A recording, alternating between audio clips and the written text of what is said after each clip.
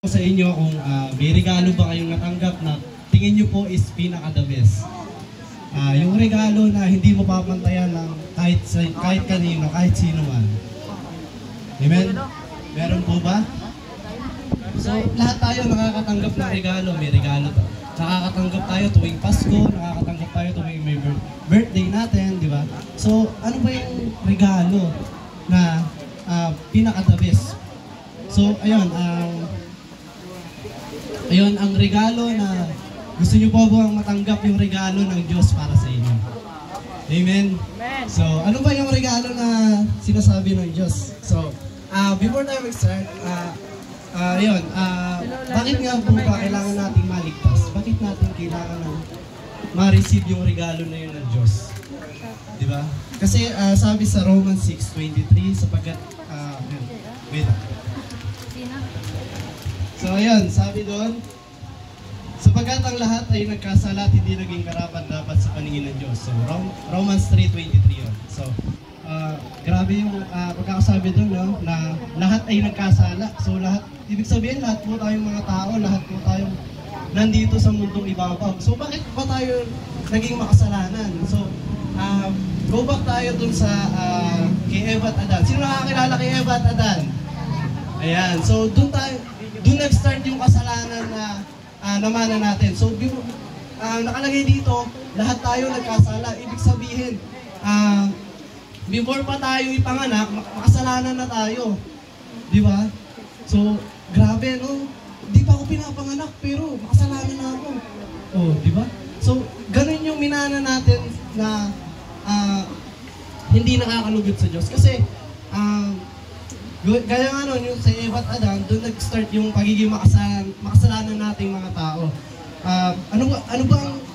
Bakit ba tayo dapat matakot sa kasalanan?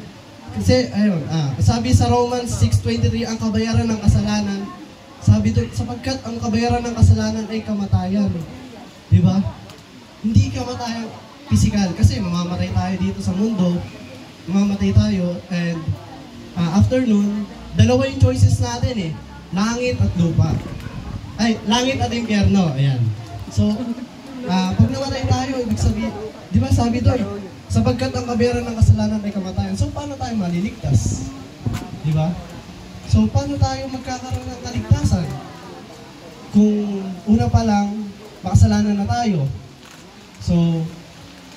So paano tayo maliligtas? Ito po,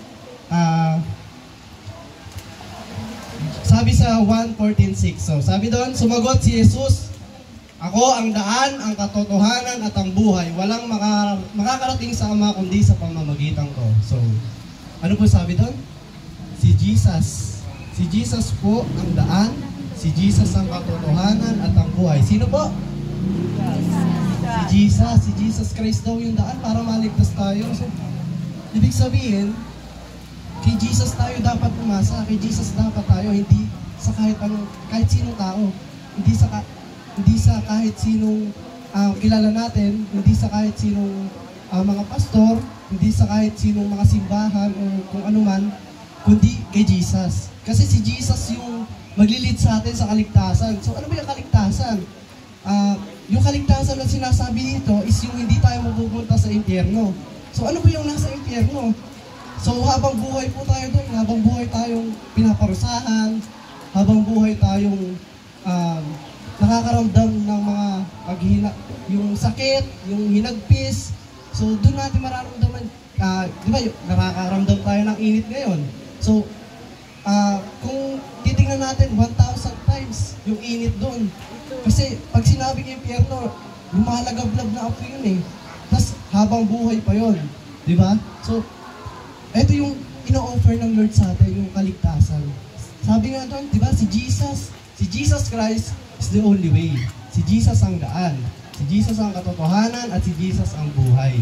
Amen? So, ayan, sapagkat, Efesos 2:8-9, sapagkat dahil sa kagandahang loob ng Diyos, kayo ay naligtas sa pamamagitan ng pananampalataya at ito'y kaloob ng Diyos. At hindi mula sa inyong sarili. Hindi ito bunga ng inyong mga gawa, kaya't walang may pagmamalaki ang sinuman. So sabi doon, walang magagawa yung pagiging mabait natin, di ba? yung pagiging mabait natin dito sa mundo, wala yun kung wala si Jesus. Kasi si Jesus nga yung daan eh. Si Jesus yung makakapagligtas sa atin doon sa kasalanan. So ano ba kasalanan? Sa impyerno. Amen? So, ngayong oras na to, handa ba kayong tumanggap?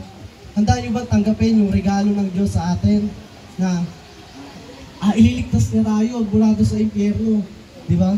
So, ayun, sabi sa John 3:16, so, sapagkat ganito ang pag-ibig ng Diyos sa mga tao sa sanlibutan, ibinigay niya ang kanyang bugtong na anak upang sino mang sumasampalataya sa kanya ay hindi mapahamak kundi magkaroon ng buhay na walang hanggan. So yun, di ba nakalagay doon yung magkakaroon natin ng buhay na walang hanggan once na tinanggap natin. Di ba? Si Jesus yung naging sacrifice ng Lord sa atin para maligtas tayo mula sa kasalanan. So, ibig sabihin, kay Jesus tayo mananalig. So ano ba dapat natin gawin? So, before ko sabihin sa inyo kung ano yung dapat natin gawin, explain ko lang po sa inyo kung gaano yung sakripisyo ng Panginoon sa atin. Kung gaano yung sacrificial love na ibinigay niya sa atin na isipin niyo po yung kaisa-isang anak ng isang tatay is kayang isacrifice yung anak niya para sa sanlibutan, para sa mga taong makasalanan, para sa mga taong walang pakialam, para sa mga taong patuloy na nasa kadiliman, di ba? So, ito yung sacrificial love, ito yung greatest gift na tinatawag na kayang ibigay ng Lord sa atin. Ibinigay niya ito. Ang gagawin na lang po natin is tanggapin natin. Amen? Handa po ba ang lahat na tanggapin ng Panginoong Diyos? Amen! Amen! So, ayan. So, paano nga po ba tayo maliligtas? May ideya po ba kayo? So, ayan. Sabi sa 1 John 1:9, subalit kung ipinapahayag natin ang ating mga kasalanan, patatawarin tayo ng Diyos sa mga ito. At lilinisin tayo sa lahat ng ating kasalanan sapagkat siya'y tapat at matuwid. Ano sabi po doon? Ipapahayag natin yung mga kasalanan natin. Ibig sabihin, susurrender natin sa Diyos. Sasabihin natin sa Kanya yung aaminin natin na makasalanan tayo, na hindi natin kayang iligtas yung sarili natin. Sapagkat, di ba sabi nga doon, si Jesus ang daan, si Jesus ang katotohanan at ang buhay. Amen? So, yun yung first step na gagawin natin. Surrender natin sa Lord na aminin natin na makasalanan tayo, aminin natin na hindi natin kayang ibigay yung, hindi natin kayang iligtas ang ating sarili.